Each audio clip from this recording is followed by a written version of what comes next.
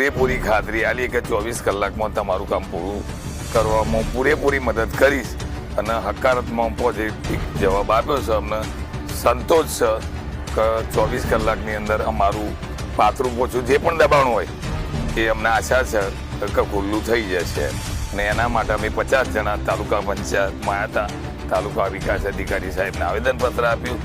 સાહેબે ખાતરી આપી, સરપંચ જોડે ચર્ચા કરી અને ઓનો સુખદ નિવાડો આવશે એમને ખાતરી આપી સાહેબ. ગામની અંદર જે મેઇન રોડ 500 મીટર અને 16 મીટર પહોળો સુવિધા પંથકનું હતું, તેમાં અમુક બાંધકામ દબાણમાં હતું અને અમુક ખુલ્લું છે. અમુક જેના અંદર 8 થી 10 ફૂટ જ દબાણ છે.